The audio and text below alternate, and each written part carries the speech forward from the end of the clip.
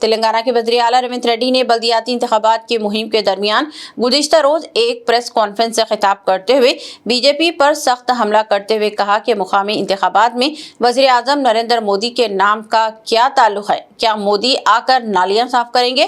उन्होंने इल्जाम आयद किया कि बीजेपी तेलंगाना में नफरत और फिरक़ेवाराना सियासत के जरिए वोट हासिल करना चाहती है और इसकी असल सियासत का मरकज भगवान राम नहीं बल्कि AIMIM के सरबराह असदुद्दीन ओवैसी हैं, जिन्हें बीजेपी एक सियासी ड्राउना पुतला बनाकर बार बार अवाम के सामने पेश करती है।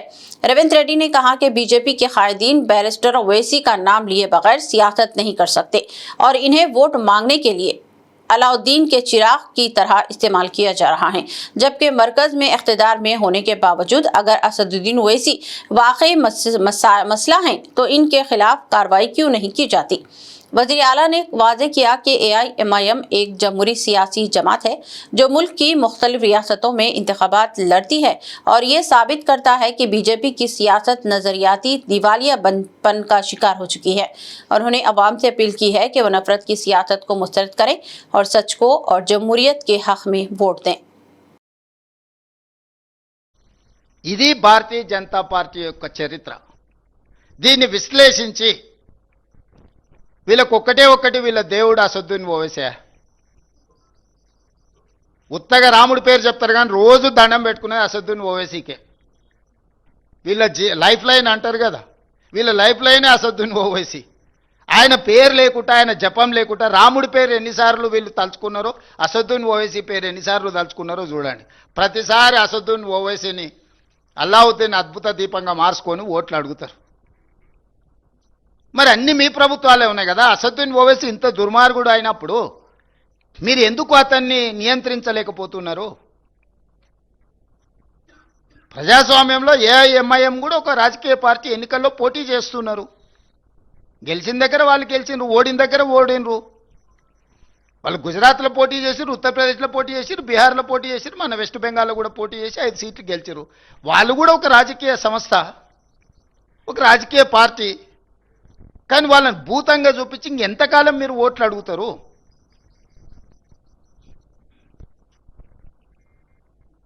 కాబట్టి కేవలం మత విద్వేషాలను రెచ్చగొట్టి కొన్ని రాజకీయ పార్టీల నాయకులను భూతంగా చూపించి రాజకీయ మనుగడ సాధించాలని ఆలోచన చేయడమే వాళ్ళ భావ దారిద్ర్యానికి పరాకాష్ట. ఈ భావ దారిద్ర్యాన్ని చూసి బీజేపీకి ఓటు వేయాలన్న తెలంగాణ ప్రజలు మీరు ఆలోచన చెయ్యండి.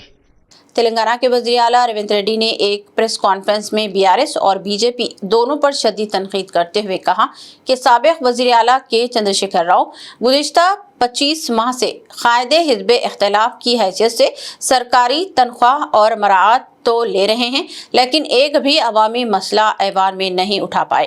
रविंद्र रेड्डी ने तंज़िया अंदाज में सवाल किया कि क्या BRS कायदीन मंशियात के असर में बातें कर रहे हैं और यहाँ तक कि क्या ईगल टीम को इनका नार्कोटिक्स टेस्ट करवाना चाहिए। उन्होंने इल्जाम आयद किया कि बीजेपी कायदीन बंडी संजय और किशोर रेड्डी ने GHMC इंतखाबात में अवाम को झूठे वादे से धोखा दिया और बीजेपी वो BRS के दरमियान खुफिया ताल्लुकात हैं, जबकि बीजेपी क़ियादत के चंद्रशेखर राव, KT रामाराव और हरीश राव को गिरफ्तारी से बचाना जा रहा है। ప్రసంగాలు, రెచ్చగొట్టే మాటలు స్థాయికి మరిచి చూస్తుంటే మా ఈగల్ టీంకు చెప్పాల్సి వచ్చేటట్టుంది. నార్కోటిక్ ఎనాలిసిస్ ఏదన్నా గంజాయి కానీ, కొకైన్ కానీ, హెరాయిన్ కానీ ఏమైనా కొట్టి మాట్లాడుతున్నారా వీళ్ళ మాటలు చూస్తుంటే అని. ఎందుకంటే హోష్లో లేకుండా ఉన్నోడు అట్లాంటి మాటలు మాట్లాడతాడు. హోష్లో ఉన్నోడు, ఈ సమాజం పట్ల బాధ్యత ఉన్నోడు, పెద్ద పెద్ద చదువులు చదువుకున్నా అనుకునేటోడు మాట్లాడే మాటలేనా? ఇలాంటి వాళ్ళకి ఈరోజు ఓటేయమని అడిగితే వాళ్ళు అడుగుతారు. ఎందుకంటే వాళ్ళకి దోపిడీ అలవాటు పడ్డది. ఏ రూపాయి కూడా ఇసుక వదలే, గాలి వదలే, నీరు వదలే, ఇండ్లు వదలే, ఏది వదలే. లాస్ట్కు భార్యాభర్తలు మాట్లాడుకునే టెలిఫోన్ సంభాషణలు కూడా వదలలే వాళ్ళ పైశాచిక ఆనందానికి.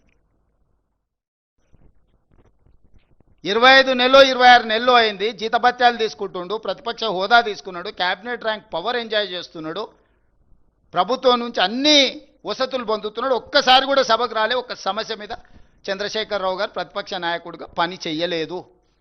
ఇది మీ కళ్ళ ఎదుటనే జరుగుతున్న విషయం కదా. మిగతా వాళ్ళు వచ్చినా కూడా సభను ఎట్లా నడవకుండా అడ్డుకోవాలనే ప్రయత్నం చేస్తున్నారు తప్ప సభలో ఏమైనా విషయాలు ప్రస్తావించరా? ఇన్నిసార్లు శాసనసభ జరుగుతాయి. रूह को सुकून, ईमान को ताज़ा कर देने वाला एक मुबारक सफर, उम्मती मुस्लिमा के लिए एक बेमिसाल मौका। डीलक्स उम्रा पैकेज सिर्फ 81,000 और 89,000 रुपीस में। सुपर डीलक्स वीआईपी उम्रा पैकेज सिर्फ 1,12,000 रुपीस में। Hasan Madina tours and travels का एक ही मकसद, हर गरीब और साहिब इस्तिताद उम्मती मुस्लिमा का हज और उम्रा कम से कम रकम में अदा हो। पहला उम्रा मुअल्लिम की निगरानी में, दूसरा उम्रा मस्जिद जुराना से, सब कुछ आलिम दीन की रहनुमाई में। मक्का 5 स्टार 3 स्टार होटल्स सिर्फ 300 मीटर्स पर। मदीना 4 स्टार 3 स्टार होटल सिर्फ 100 मीटर्स के फासले पर। AC room accommodation, visa, ticket, रोजाना 3 वक्त हैदराबादी जायकेदार खाने, AC bus transportation, shoulder bag और हैंड बैग बिल्कुल मुफ्त। तजुर्बेकार गाइड के जरिए मक्का और मदीना की जियारतें, लॉन्ड्री सर्विस, जमजम, रियाजुल जन्ना की नमाज का अपॉइंटमेंट, डायरेक्ट फ्लाइट्स। इसके साथ साथ अब्रॉड फॉरेन विजिट वीजा की सहूलत भी दस्तयाब है। UK student visa, best university success guarantee, foreign visit visa की फास्ट सर्विस अवेलेबल है। रमजान करीम के 3 स्टार 5 स्टार और लो बजट उम्रा पैकेजेस की बुकिंग शुरू हो चुकी है। लैंड पैकेज और क्लॉक टावर हिल्टन उम्रा इंडिविजुअल पैकेज भी दस्तयाब है। एक जरूरी ऐलान, हज 2026 VIP non shifting package 20 days सिर्फ 10 लाख रुपीस में और शिफ्टिंग पैकेजेस 30 डेज 5,50,000 और 8,50,000 रुपीस में। बुकिंग बहुत जल्द बंद होने वाली है, महदूद नशिस्तें बाकी है। विजिट करें Hasan Madina tours and travels, Ballaguda beside Marvel Palace, Subhan colony, Hyderabad. First branch office Begumpet old airport road near KIMS hospital, Hyderabad. Second branch office pillar number 213 NQ plaza beside Madrasa Faizul Quran, happy homes colony road, Rajendra Nagar, Hyderabad.